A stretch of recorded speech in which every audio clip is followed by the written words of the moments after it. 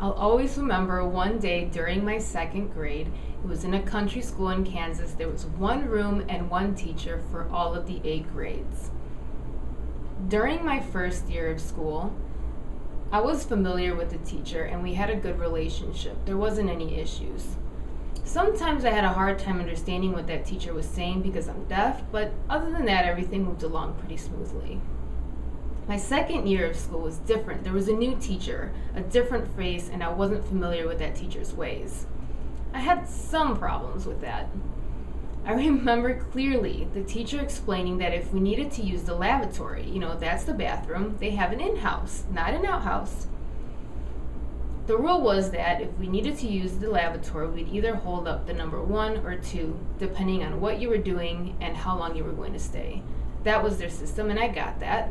I thought I could follow that rule, no problem.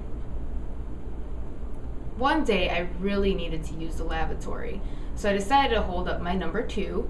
The teacher looked at me and said, "Yes, Willard, what do you want?" I was puzzled. She asked me what I wanted, but I couldn't talk, duh. At home, my mom would look at me, and if I told her I needed to use the back house, she understood that, but the teacher, she didn't understand, and I thought, wow, this is embarrassing, this is kind of awkward, I can't speak. I didn't know what to do, so I kept holding up the number 2. The teacher said, "What do you want? Come over here."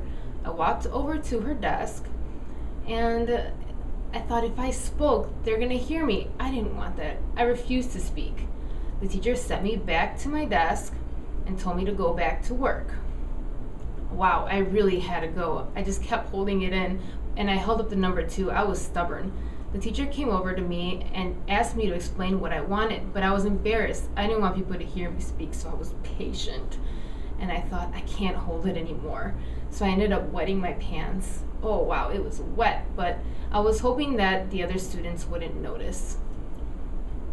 When it was lunchtime, everybody got up, and I was hoping that nobody would notice. My teacher came over to my desk and said, "Wow, what's that wet spot on the floor?"